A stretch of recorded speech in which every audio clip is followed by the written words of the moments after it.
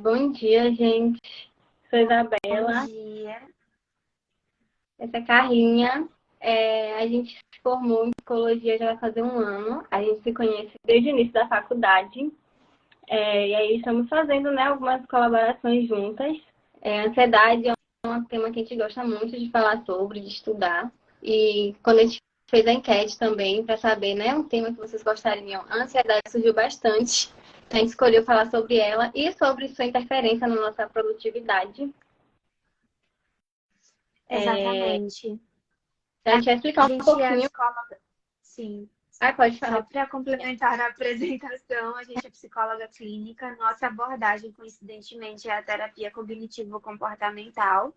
E eu quero agradecer, Isa, por ter aceitado o meu convite, por ter se engajado tanto e colaborado tanto comigo nesse e em outros projetos. Então, obrigada de coração, Isa, e a presença de todos vocês. Eu que agradeço, Carlinha. Está sendo muito legal essas colaborações da gente. E obrigada por todo mundo que está participando aqui também. Então vamos lá, né? Primeiro a gente vai fazer uma explicação sobre ansiedade, né? Bom, a ansiedade é uma emoção como qualquer outra. Muitas vezes ela pode ser adaptativa, porque ela nos alerta, né? Tem sobre perigos reais e iminentes. E foi muito adaptativa desde nossa ancestralidade.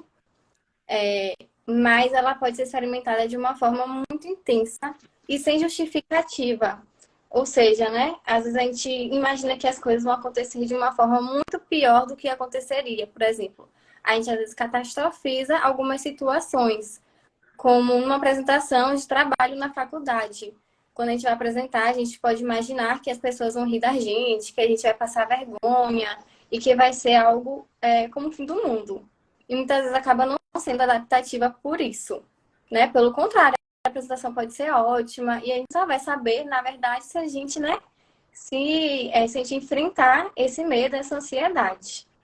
Ela se manifesta de diferentes formas em várias pessoas, então varia de intensidade, de frequência, e cada um vai ter um pensamento, um sentimento assim da ansiedade de forma individual. E como lidar com essa ansiedade mais exacerbada? O tratamento ele pode incluir psicoterapia, pode ser que seja necessário tratamento psiquiátrico em conjunto com a psicoterapia. E, por último, mas não menos importante, muito pelo contrário, são as mudanças no nosso estilo de vida.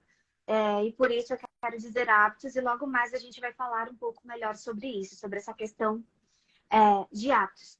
Outro ponto muito importante é sobre como a gente pode observar a manifestação dessa ansiedade em nós mesmos. Alguns dos sintomas físicos mais comuns são taquicardia, batimentos cardíacos mais acelerados, sudorese, suor excessivo, tremores, falta de ar, respiração mais ofegante por conta da hiperventilação, dor no peito também por conta da hiperventilação e sensação de náusea, entre outras. A ansiedade pode se manifestar em diversos sintomas físicos, a depender, vai variar de pessoa para pessoa. E esses sintomas podem ser muito assustadores, mas não significa que eles sejam tão ameaçadores quanto parecem ser. Quanto mais tememos esses sintomas, mais ansiosos a gente tende a se sentir. Tem a questão da catastrofização, como o Isa acabou de falar, e tudo mais. E além desses sintomas físicos, a gente também pode citar sintomas psicológicos, como medo excessivo, confusão, irritabilidade, a pessoa pode sentir mais raiva até devido ao estresse, dificuldade de concentração, ruminação, que são pensamentos negativos persistentes e repetitivos, dentre outros sintomas psicológicos. E quando a ansiedade natural e protetiva, como a Isa falou, a ansiedade tem a sua função, quando esse tipo de ansiedade pode se tornar patológica, quando ela é sentida de forma muito intensa e frequente. Com isso, pode ser um sinal de que seja um transtorno de ansiedade. A gente pode citar alguns como o transtorno do pânico, fobia social, transtorno de ansiedade generalizada, que é o TAG. Mas a explicação dessas psicopatologias fogem ao limite do nosso encontro de hoje. Então, a gente vai se atentar à ansiedade de uma forma geral. E mais no geral, esses transtornos ansiosos fazem pode fazer com que a pessoa veja a situação de uma forma muito pior ou mais perigosa do que é realmente, de fato, fortalecendo o que Isa falou. E também faz com que ela veja sua capacidade de enfrentar a ansiedade como menor do que ela realmente é. A pessoa pode se sentir incapaz de lidar com tudo isso, a interpretação. Isso. Falando só sobre esses sintomas, eles podem configurar, às vezes, um ataque do pânico. Algumas pessoas até acham que é um ataque cardíaco, ou já até AVC, que é muito para a emergência do pânico, um pico de 15 minutos depois passa. De forma recorrente, é importante procurar ajuda psicológica e psiquiátrica. E a ansiedade, né, tem algumas respostas comuns que a gente pode ter quando nos sentimos ansiosos. São elas, né, a luta, a fuga, o enfrentamento ou a evitação, o congelamento. Ou seja, a gente pode enfrentar aquela situação, lutar contra ela, nós podemos fugir dessa situação, evitá-la, como, por exemplo, né, na questão da apresentação da faculdade. A gente pode deixar de ir para a faculdade com medo do que pode acontecer nessa apresentação, ou no congelamento, né? A gente pode paralisar e acabar não falando ao apresentar o trabalho. E falando um pouquinho, né, da TCC, como o Carlinha falou, que é a nossa abordagem, existe um modelo cognitivo que, de forma bem básica, funciona assim, né?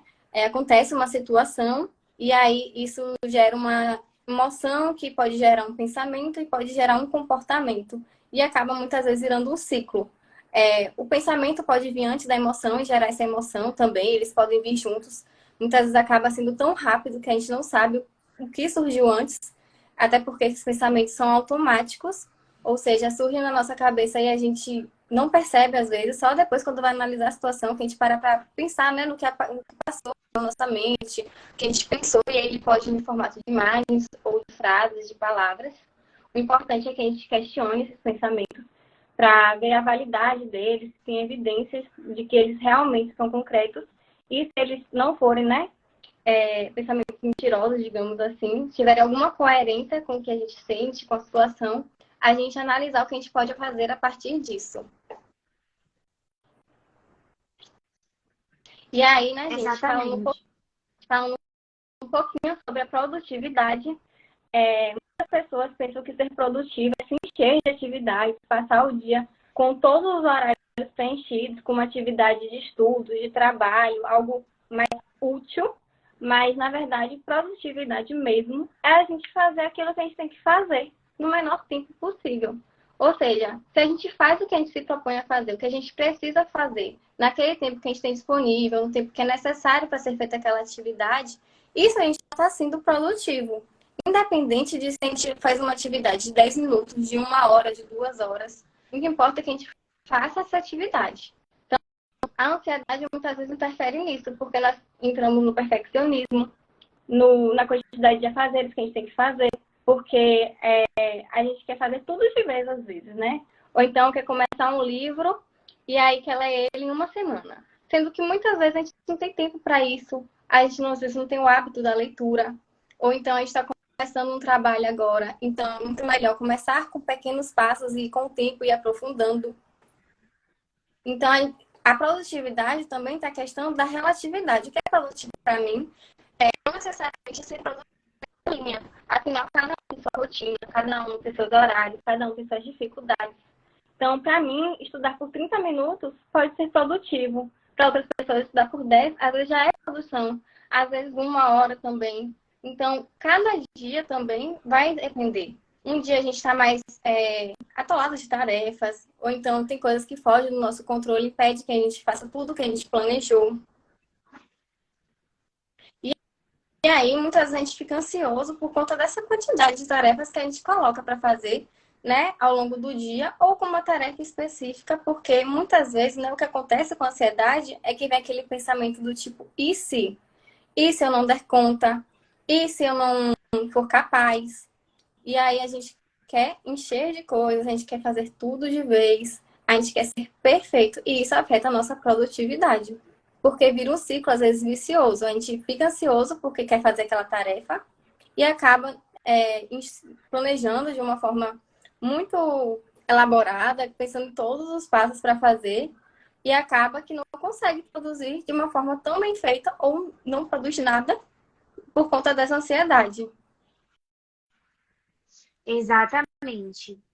E após a explicação muito bem feita por Isa sobre produtividade, a gente pode se fazer a seguinte pergunta: sobre como a ansiedade pode afetar a nossa produtividade. Isa explicou várias formas, pode trazer a questão do perfeccionismo, da paralisação, por conta das questões do mecanismo de fuga e esquiva. Então, a gente pode trazer também alguns impactos comuns desse mecanismo, né? Quando a ansiedade afeta a produtividade. O primeiro aspecto que a gente pode citar é a dificuldade de concentração, porque imagine, pode ser difícil manter o foco em tarefas importantes quando a gente está extremamente ansioso, porque os pensamentos podem ficar constantemente voltados para preocupações, inúmeras preocupações da vida. Essa é uma característica até comum da ansiedade generalizada, e isso dificulta a conclusão de atividades. Um outro aspecto importante da ansiedade em nossa produtividade também é a procrastinação, como a Isa acabou de falar. E a ansiedade, por vezes, também gera não só a dificuldade em começar uma atividade, mas também em continuar a tarefa, fazendo com que as pessoas deixem a tarefa no meio do percurso porque começam a se sentir muito angustiadas ou adiem o início das atividades, para evitar o desconforto, o medo do fracasso, para evitar todas essas emoções ruins e, consequentemente, isso pode comprometer a nossa vida profissional, que foi o que Isa também acabou de citar, porque existe a interferência na capacidade de fazer as tarefas de uma maneira precisa, de se atentar aos detalhes, de realmente cumprir determinadas funções de uma forma produtiva. E, enfim, a gente também pode se sentir mais esgotado, mais cansado. A fadiga e o esgotamento físico e mental também é uma característica da ansiedade excessiva e da maneira que ela afeta a nossa produtividade. Por exemplo, a pessoa pode se sentir cansada antes mesmo de começar as atividades do dia. A pessoa pode acordar cansada. Oh, meu Deus, eu não dou conta de fazer exercício hoje. Eu não sei se eu dou conta de trabalhar, de fazer tudo que eu tenho de fazer. A pessoa pensa em termos do todo e já se sente exausta por isso. E tudo bem, Sim, porque e esse várias coisas estão... muitas vezes um sintoma de ansiedade mesmo, de um transtorno, às vezes, de ansiedade, porque toma muito do nosso tempo, então às vezes a gente acaba, às vezes, não dormindo bem, não descansando. Então, isso nos sobrecarrega. Exatamente. E ainda que a gente durma horas consideradas suficientes, às vezes o nosso sono não teve qualidade por conta da ansiedade. Às vezes a gente acordou muitas vezes durante a noite, teve muito pesadelo. Enfim, às vezes o sono não foi reparador. E a função do sono saudável é ser reparador. E, consequentemente, todo esse conjunto de impactos da ansiedade frente à nossa produtividade pode gerar os seguintes aspectos: uma autocobrança excessiva por conta de uma autoconfiança diminuída, o baixo senso de autoeficácia, essa sensação de incapacidade mesmo, eu não sou capaz de dar conta do mínimo, poucas horas de lazer e descanso. Às vezes você até imerge no seu trabalho, mas não o produz de uma maneira eficiente e ainda assim a gestão do tempo não é tão boa, no teu caso, não é tão boa para a tua rotina, não é tão saudável. E assim, por mais que você trabalhe por muitas horas, o teu trabalho não tem muita qualidade porque você não está se sentindo bem para isso. E ainda assim você sacrificou horas que também são importantes para o lazer e para o descanso, para sair com os amigos, para se divertir, para assistir um filme, ouvir uma música, que seja. Então isso também causa muito estresse, baixa autoestima, também relacionada à autocobrança, à autoconfiança, o cansaço, como acabamos de ressaltar, e a dificuldade para tomar decisões. A gente pode se sentir muito mais inseguro e confuso no momento de tomar pequenas decisões do dia a dia, até. Essa sensação de confusão, de estou perdido, de não sei o que fazer, de não sei qual é o próximo passo. Então, como a gente pode lidar com tanta ansiedade? A partir daí, a gente parte para estratégias de como lidar com a ansiedade de uma forma geral. Antes de citar essas estratégias, eu acho válido esclarecer que é muito importante procurar uma ajuda profissional específica, quando a gente não está dando conta própria com essas questões. Mas vamos citar algumas estratégias de uma forma geral que podem ser úteis. Você quer complementar alguma coisa, Isa, sobre isso? Não, Carlinha, até então tá tudo certo. Então, vamos começar a citar algumas estratégias. A primeira delas são técnicas de relaxamento. Vocês já devem ter ouvido falar. Inclui meditação, respiração diafragmática, yoga, massagem. Amo massagem, dentre outras. Mudanças no estilo de vida, que, como a gente citou anteriormente, é o conjunto dos nossos hábitos. Uma observação interessante a se fazer sobre isso é que corpo e mente são fundidos. Então, quando a gente pensa em cuidados com a saúde física, isso é muito útil e necessário para atenuar o sofrimento psicológico causado pela ansiedade. Então, quando a gente cuida dos nossos hábitos, a gente pode ter, consequentemente, um alívio de uma ansiedade exacerbada e também, consequentemente, melhorar os nossos níveis de produtividade. E dentre Exatamente. esses Aí hábitos, que a gente pode citar. eu ia citar assim, a questão da importância de a gente cuidar da nossa alimentação, de praticar atividade física. É um conjunto de fatores. Não basta a gente procurar terapeutas, né? E não ir atrás, por exemplo, de um nutricionista ou um educador físico, alguém para nos orientar quando a gente tem dificuldade nas outras áreas da vida. Porque tudo isso, né? Alguns alimentos Exatamente. interferem na nossa ansiedade, no nosso estresse, na nossa disposição. Pessoas que têm ansiedade, por exemplo, né, mais elevada, tem que evitar alimentos como café, energéticos em geral, porque vai deixar a pessoa mais ansiosa, interferir nos pensamentos e até gerar aqueles sintomas físicos que você citou. Exatamente, até porque a psicoterapia tem um tempo limite durante a semana, um dia da semana, uma média de 40 minutos a uma hora, e a vida acontece em todo o resto do dia, da semana. Então, o conjunto dos nossos hábitos, como tudo isso que você citou, exercícios regulares, dieta saudável e equilibrada, muitos alimentos, todos os alimentos influenciam positivamente ou negativamente no nosso bem-estar, na nossa saúde de uma forma geral, a redução do consumo excessivo de substâncias como álcool ou a própria cafeína, que é comum no dia a dia de várias pessoas que acabam, de fato, consumindo excessivamente. O sono suficiente com qualidade, é importante se atentar a isso. Então, esse conjunto de hábitos pode auxiliar a pessoa a lidar melhor com os estímulos estressantes que fazem parte da vida. A gente não vai deixar de encarar os estímulos estressantes da vida, os nossos problemas, os nossos desafios, as nossas dificuldades, elas não vão sumir do nada. A ideia é que a gente aprenda, a gente se torne mais resiliente, a gente tenha mais recursos internos para lidar com desafios que sempre vão existir. São naturais e devem existir. Por isso que a gente sente emoções negativas como a ansiedade, que nos ajudam, dentro de níveis adequados, a enfrentar esses estímulos estressantes. Agora, falando um pouco mais sobre uma técnica de relaxamento citada há pouco tempo por mim, e no post de divulgação da live, uma pessoa sugeriu nos comentários que a gente abordasse sobre. Então, a meditação, eu falo medicação, mas enfim, a meditação é uma prática que tem como objetivo. Sim.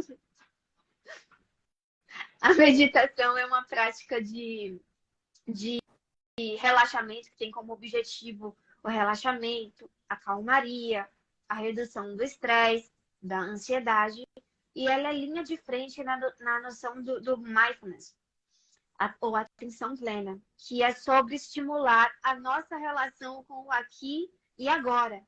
já que a ansiedade nos faz estar em qualquer tempo, principalmente no futuro, sobretudo num futuro hipotético, que a gente não sabe se vai acontecer, mas que nos gera muito sofrimento. Mas e o hoje? E o momento presente? E o aqui e agora? Então, embora a meditação receba até algumas críticas, ela pode ser vista por algumas pessoas. Nenhuma técnica é unanimidade, ok? Vai funcionar para algumas pessoas, mas não necessariamente para outras. E tudo bem, a gente vai testando, a gente vai se sentindo no processo. Mas a meditação já recebeu algumas críticas, como algo inviável, até elitista por alguns. Mas eu considero que a prática ela pode ter sido elitizada, distanciada, mas ela é uma prática simples. Ela pode ser praticada em qualquer lugar, a qualquer momento. Não precisa de nenhum equipamento especial e não precisa sequer do silêncio ou da gente fazer as poses tradicionais do yoga ou algo do tipo. Não é sobre isso. Mas ressaltando mais uma vez, pode ser que funcione para você, pode ser que não funcione, nada é unânime, mas então a gente vai citar diferentes tipos de meditações.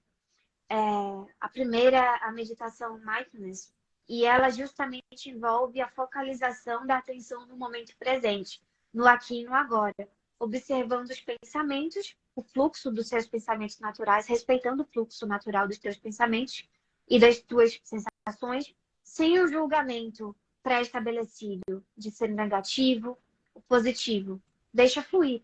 Não se trata de lutar contra o fluxo natural dos teus pensamentos, nem contra o conteúdo desses pensamentos, mas sim aceitá-los e observá-los.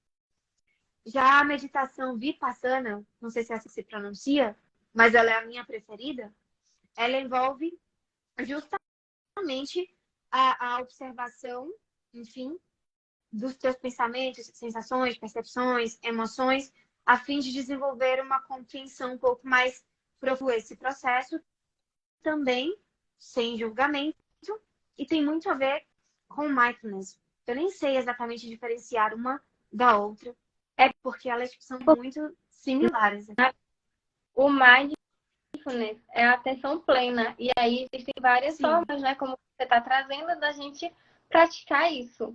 Então, você vai trazer outras, mas eu já queria deixar aqui, né, esse alerta que cada um vai funcionar de uma forma, como você falou, e que além dessas que você está trazendo, existem várias outras que as pessoas podem procurar no Google e ir experimentando para ver qual funciona melhor consigo.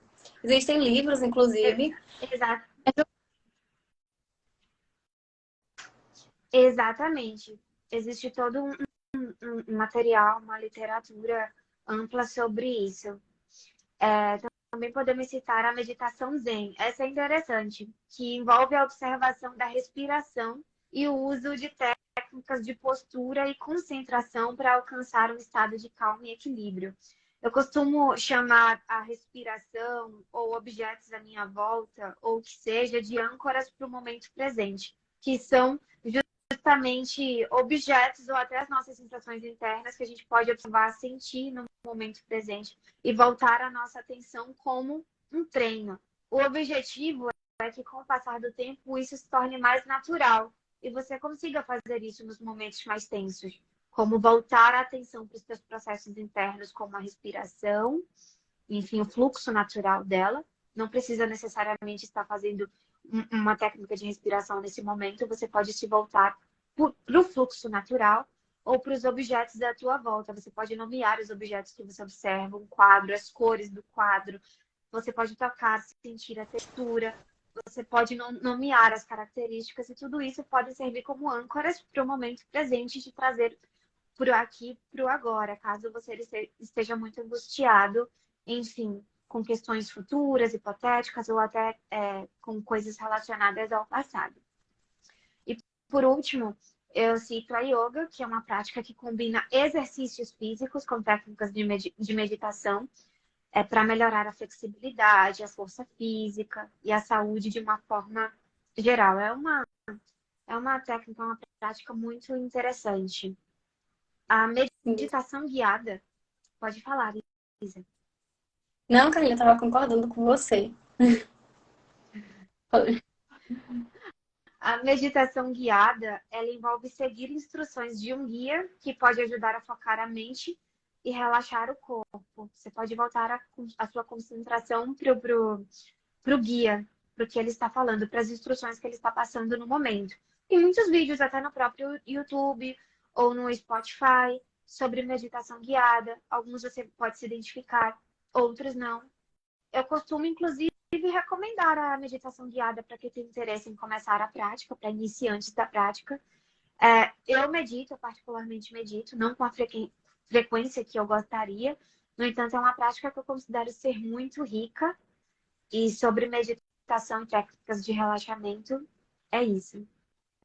Essa técnica, Carlinhos, inclusive, que você falou, né, dos objetos, de você poder tocar os objetos. Eu lembrei até de uma técnica que ajuda muito na ansiedade, que é aquela técnica dos sentidos. 5 coisas que a gente pode ver, 4 coisas que a gente pode tocar, 3 sons que a gente pode ouvir, 2 cheiros que nós podemos sentir e um sabor que nós podemos sentir. Isso também nos ajuda a ancorar naquele momento presente, porque a gente está voltando a atenção para o nosso ambiente e para os nossos sentidos também. Então, é uma técnica que ajuda muitas pessoas. Exatamente, exatamente. Tem muitos benefícios, pode de fato ajudar a pessoa a se concentrar no aqui e no agora. É importante a gente dar uma verificada no passado, até para pensar nos parâmetros do que não fazer ou para relembrar alguns aprendizados.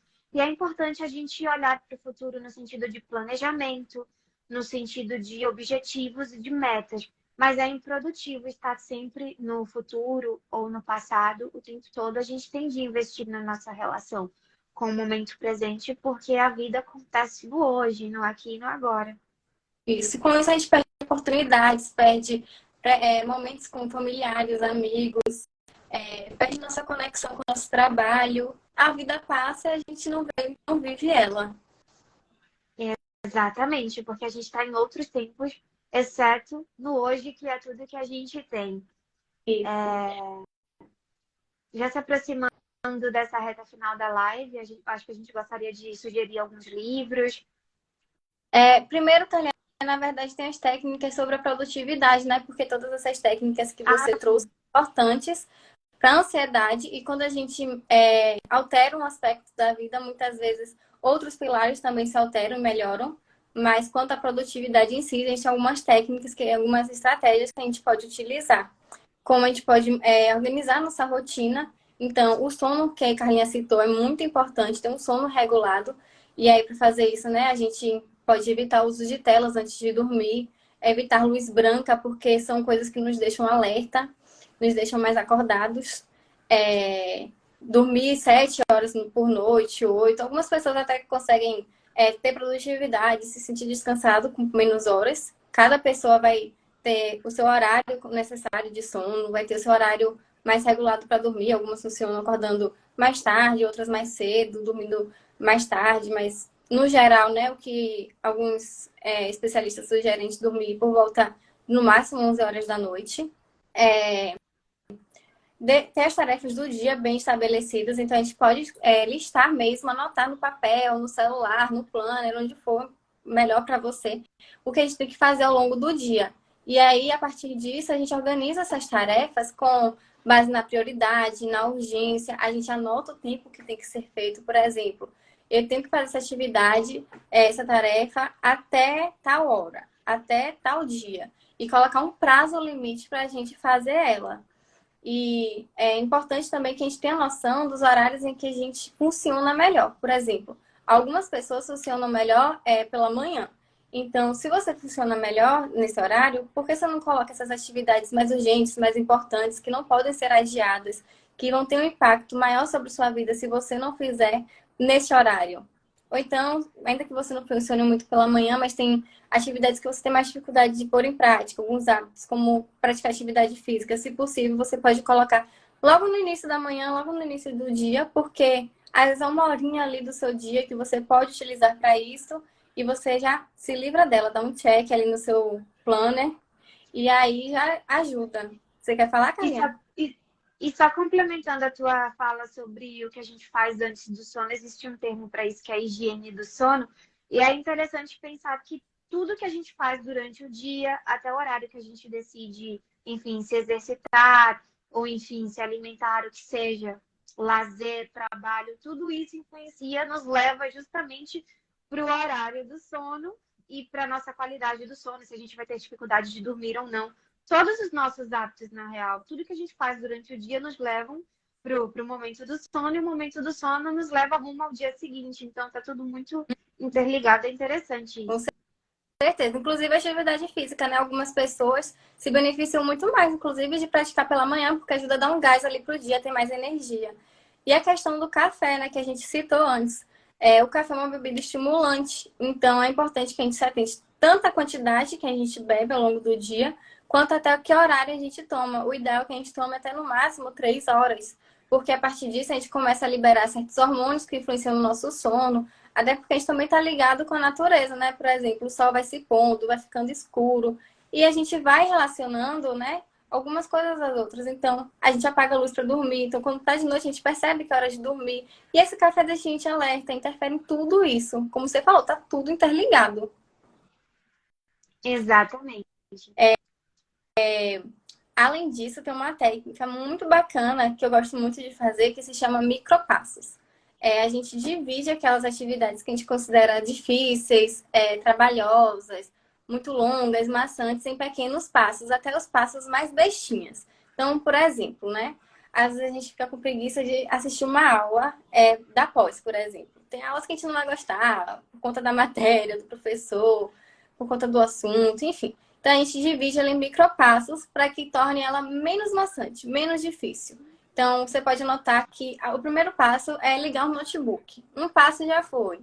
Aí você coloca lá, abrir o site da pós, assistir a primeira aula. E você pode também tentar técnicas que dividam seu tempo com tempos de descanso. Então, tem aquela técnica Pomodoro, que você estuda 25 minutos, tem 25 minutos de estudo, de trabalho, e descansa 5.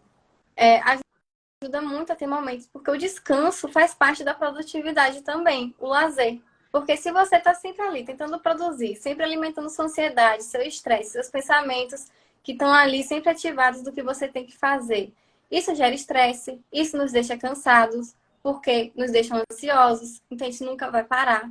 Então, ter lazer, ter descanso é muito importante para a nossa produtividade, para a redução dos nossos níveis de estresse, ansiedade e regulação emocional como um todo.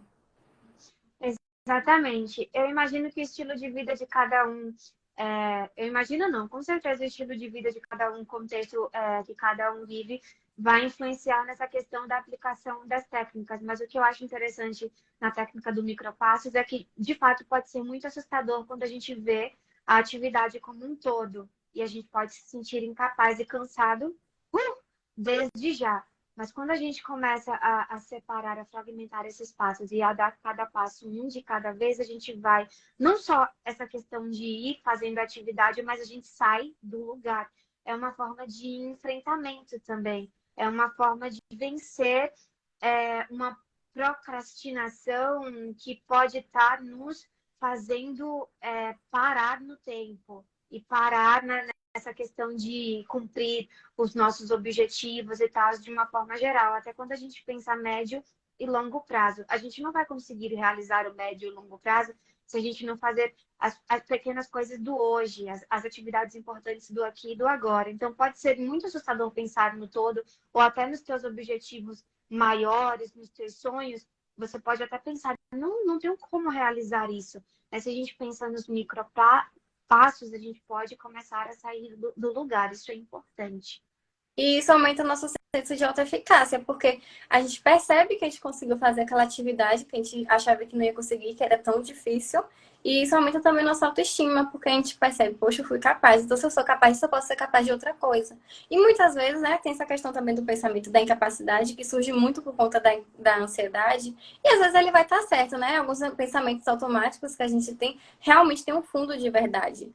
Mas a questão com eles é a gente parar para pensar no que a gente pode fazer com esse pensamento. Eu não sou capaz por quê? O que eu posso fazer para me tornar capaz? E aí entra também, às vezes, a técnica dos micropassos de novo, que pode ser usada em diversas áreas da nossa vida. E... Exatamente. Pode falar. Não, desculpa. Imagina. E complementando essa questão dos pensamentos automáticos, a gente pode perguntar se há dados, se há informações na realidade que realmente nos indiquem se a gente é ou não é capaz de fazer. Porque às vezes você já faz tantas coisas, às vezes você já fez tantas coisas legais e produtivas e a gente não está conseguindo, e você não consegue enxergar isso no momento.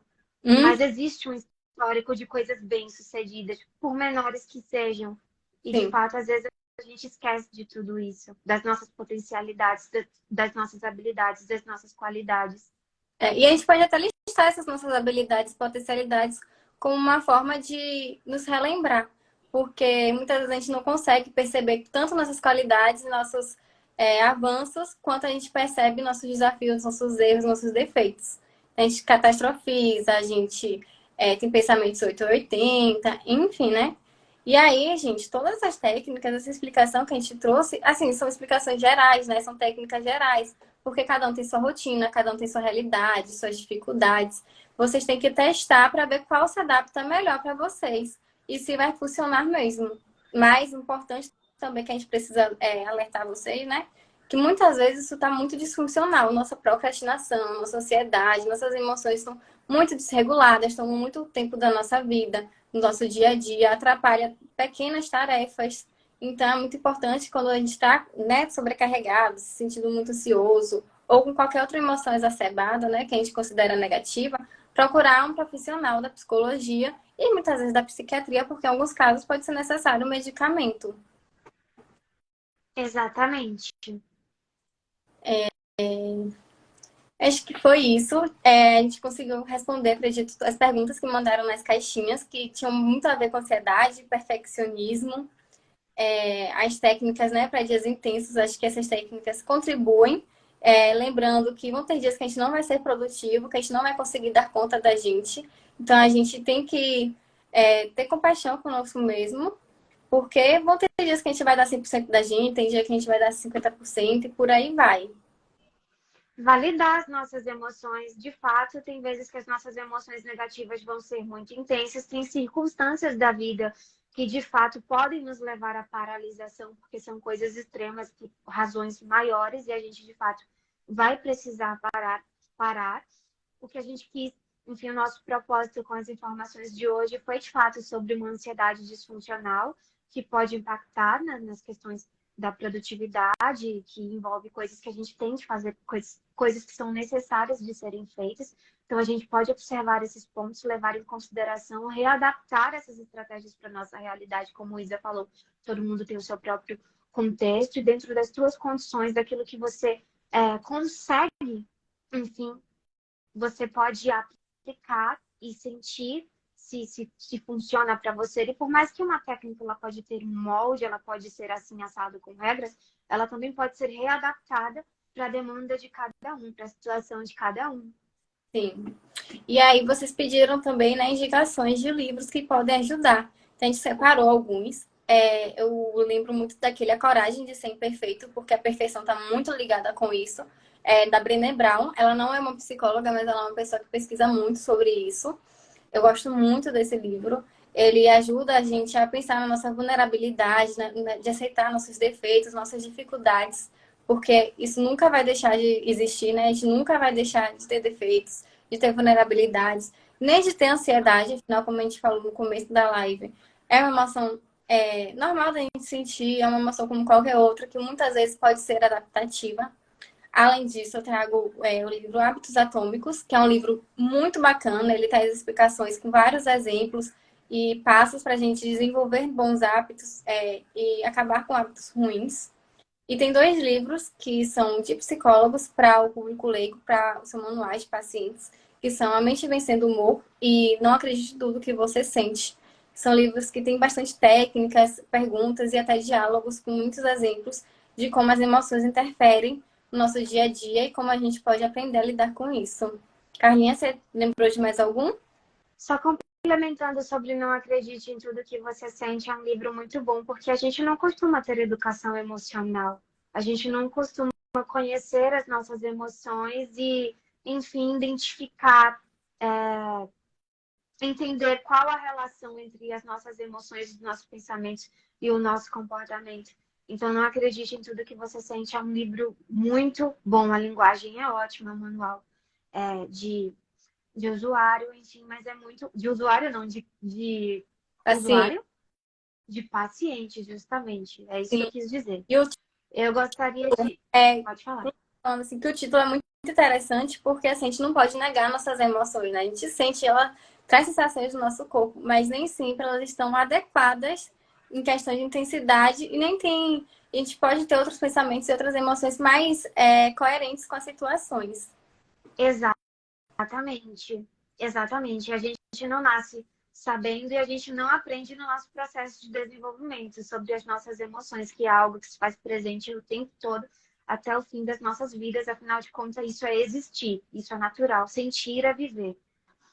Eu também gostaria de sugerir o livro Vencendo o Pânico, do Bernard Ranger e Angélica Borba, que são autores brasileiros. Esse é um excelente livro, assim, da literatura brasileira sobre, enfim, ele é separado em duas partes, manual do profissional e manual do paciente. Ele também vende as duas versões. Ele é uma leitura excelente sobre o tema, e fala sobre como a terapia cognitivo-comportamental pode contribuir na prática, no dia a dia mesmo, no manejo de uma ansiedade mais disfuncional. E esse livro foi uma virada de chave, não só na minha vida, como na minha profissão. Foi a partir dele que eu me apaixonei pela TCC. E então, já se aproximando do fim da live, ela vai ficar salva no feed, então vocês podem comentar lá, fazer observações, pontuações, dar o feedback de vocês sobre o que acharam do encontro de hoje. Então, vamos amar a interação de vocês nos comentários, assim como a gente amou a presença de vocês hoje. E agora também, se quiserem falar alguma coisa agora, vou ativar os comentários, mas pode continuar aí, desculpa a interrupção. Imagina, eu só estava falando que a live vai ficar salva no feed, e aí vocês podem interagir por lá. Quem não assistiu por agora, também vai poder assistir a gravação. Então, gostaria de agradecer muito pelo encontro de hoje. Eu considero ter sido muito rico e gratificante. E se vocês quiserem falar algo agora, que bom que você gostou, Diego. Fico feliz. A gente espera que tenha ajudado, que essas estratégias, né, ajudem vocês. A gente usa algumas no nosso dia a dia e ajudam tanto na ansiedade quanto em relação a outras emoções. Exatamente. O propósito foi esse, o objetivo foi esse. Teve uma pergunta, inclusive, que eu lembrei, né, que uma pessoa falou sobre a gente voltar a ter uma produtividade depois de uma semana inteira de crises. Então, a minha recomendação maior é que procure um psicólogo e um psiquiatra, porque nesse caso a ansiedade está muito disfuncional, então a gente tem que ter muita atenção a isso. Eu quis fazer esse alerta de novo relativo a essa pergunta em si. Muito obrigada, gente. A gente vai deixar os livros escritos no post, sim. Vamos fazer um Exatamente. texto para vocês, facilitar a vida de vocês. Isso mesmo, esse é o ponto.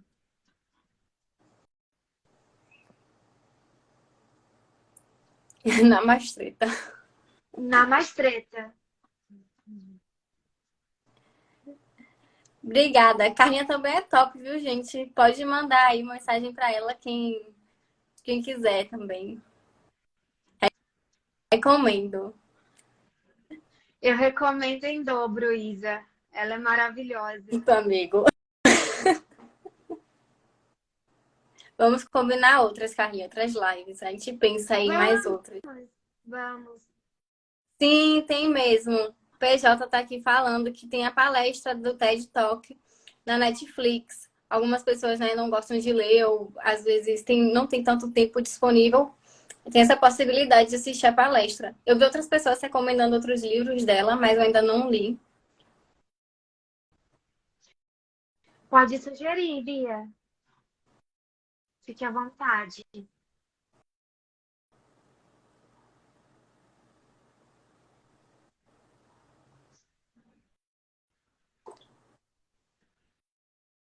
Ai, gente, nos nossos feeds, né, nós temos também posts em relação à ansiedade. Vocês podem ver, tem dicas mesmo de como lidar com a ansiedade. Carinha tem vários rios. Eu tenho um post específico que fala sobre perguntas que a gente pode fazer quando a ansiedade surge. A gente pode deixar nos nossos stories também, caso vocês queiram ver. Ô, Dil, mas vamos Vai deixar ficar salvo, Gil. lado. Você pode assistir. Exatamente. Vai ficar salva. Quem não acompanhou do início vai poder assistir no feed. TDAH é muito interessante, Bia. E, de fato, é um assunto que tem muita relação com a ansiedade, com muitos dos tópicos que a gente abordou hoje. Então, vamos anotar essa dica e levar em consideração. Tem Muito ansiedade obrigada. na nossa vida de uma forma muito intensa hoje. É muito difícil uma pessoa não sentir ansiedade às vezes, de uma forma mais intensa no dia a dia, devido à correria, né, que a gente tem, enfim. A gente pode pensar em Exatamente. outras ansiedade com outros temas, sim. Exatamente. Muito obrigada, gente. Se não tiverem outras perguntas, outros comentários, então a gente vai finalizar por aqui. Obrigada a todo mundo que assistiu, participou. Obrigada, Carlinha. Muito obrigada a todo mundo por cada comentário, interação. Muito obrigada, Isa, enfim, por tudo. E até a próxima.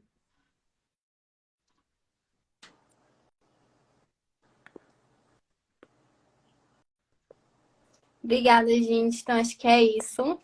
Até a próxima. Tchau, tchau. Tchau, tchau, gente.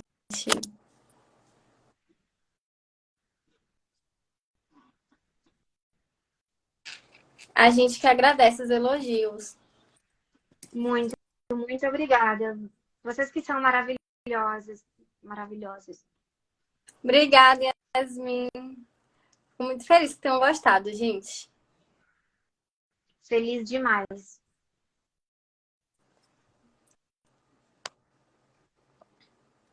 Então é isso, gente. Bom dia. Obrigada mais uma vez. Tchau, tchau. Bom dia. Tchau, tchau. Beijo.